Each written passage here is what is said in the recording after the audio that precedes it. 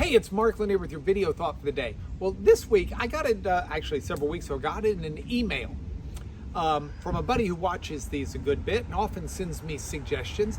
And he sent me a list of sayings, and he said, would you comment on these common sayings and whether or not you think they're biblical? And I thought this is a great thing to think about, and I'm really excited about the one today as I start this week. The saying, I'm sure you've heard it, is God helps those who help themselves. Well, is that a biblical statement? I would answer that yes and no. Let's talk about it for a minute. First of all, I think it's very important that we understand that God helps the helpless. I mean, God looks for those who are desperate in need of Him because they don't have the resources, they don't have the ability, they don't have the wherewithal to do something. Some great biblical examples of that. Everybody knows the story of Daniel in the lion's den. Well, God didn't have Daniel thrown in the lion's den with the ravenous lions and say, well, I'll help you, Daniel, as long as you help yourself. It took an act of God to keep those lions from devouring him. Or Shadrach, Meshach, and Abednego in the fiery furnace that's revved up and so hot. They survived only by the grace of God. Or I taught yesterday on Jonah and the big fish. Jonah doesn't survive out of his goodness for 3 days. God helped the helpless in each of those situations. But God also does help those who help themselves if they're looking to Him for that help.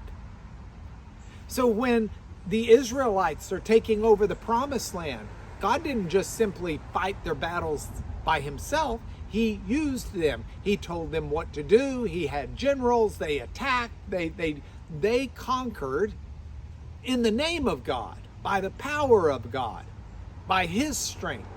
And that's a situation of God helping those who helped themselves, in a sense. So what does this mean for me as I think about my thought for the day? Well, it means that whatever I do, whatever I'm faced with, I want to recognize the need for God's help. There are going to be times where I'm helpless. And when I'm helpless and I've still got that task in front of me, I need God to help. I need God to weigh in. I need God to inspire me, to empower me, and to give me the insight so that I can do what I could not otherwise do. What about on matters that I have resources, I have insight, I have ability to do them? Do I do them on my own? I hope not.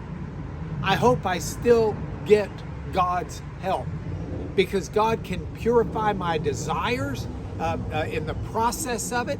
God can help me in so many different ways. The key is seeking God's help.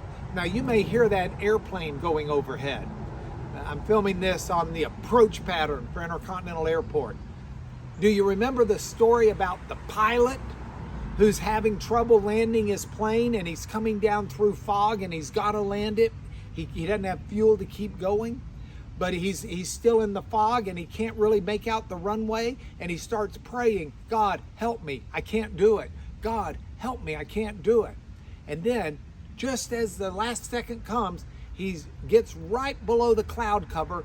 He's able to see the runway. And he says, okay, God, I've got it from here. Thank you for the help. That's not where we want to be. We want God to help us when we don't have vision and when we do have vision. We just need to remember that it's us working in conjunction with God. We should never use the help of God as an excuse for laziness. God helps those who help themselves, and He also helps the helpless. We just have a helping God if we'll lean on Him for that. And it's your video thought for the day.